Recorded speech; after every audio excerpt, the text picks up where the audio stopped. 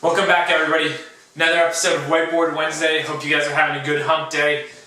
Today's episode number 27. My name is Rodrigo Fondor. I'm with Asheville Cash Buyers here. And like we do every Wednesday, we just talk about a quick issue or a quick question that has to do with buying or selling a house and or owning property. So today is actually on the vein of owning property. Today we are talking about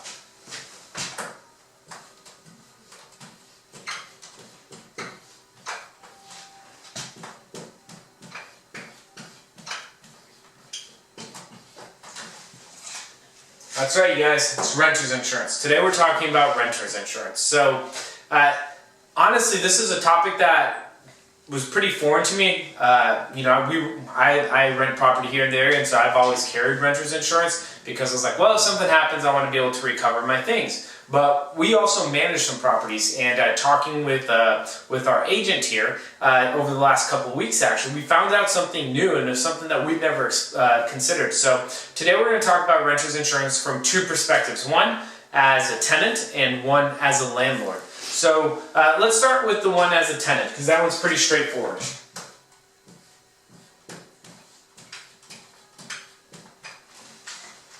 So if you're like me and you are renting property, you're a tenant, right? And the question is, should you carry renter's insurance or not?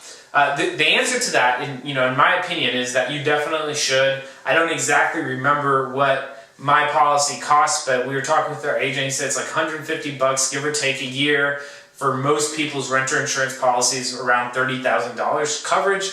Don't quote me on those numbers, but that's what I believe it was. And so the important thing is about renter's insurance is that if something happens, the house that you're living in burns down, there's a flood, something gets robbed, or somebody breaks in and steals your things, your renter's insurance policy is going to kick in, and then you're going to be able to recover what's been lost. And so I think we pay like $10 a month, so for $10, $12 a month, whatever that number is, it's a really inexpensive way to just have peace of mind if something happens, if there's a fire, if there's a flood, if there's a break-in, all these ifs that exist, that you're not going to be totally without any remedy. With the insurance, at least that'll kick in, it'll help you get back on your feet if something crazy like that happens. And unfortunately, those things do happen, so it's just definitely a good idea to be prepared. Whoever you have your car insurance with, you can reach out to them. They'll give you a quote for renter's insurance. I can't imagine that,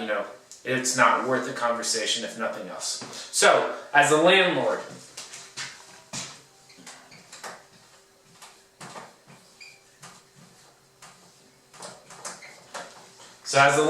should you require your tenants to have renter's insurance? So, what we do, we haven't been doing this, but we're going to be strongly encouraging any tenants that we have, or that, any of the properties that we manage, to definitely carry renter's insurance. It's going to be something that we think is very important because of what we just covered about the tenant thing, but also as a landlord, it's just an extra layer of liability protection if anything happens on a property that you own and or manage.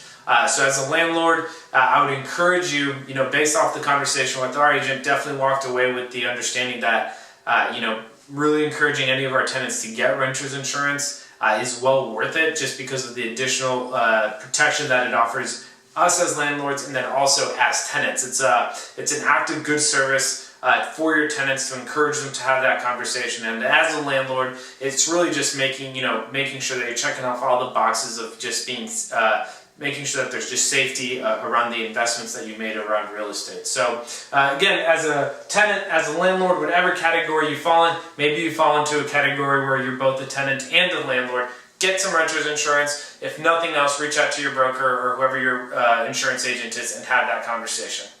All right, you guys. This is episode number 27, Whiteboard Wednesday. I'm Rodrigo Fondor with Asheville Cash Buyers. See you all next week. Take care.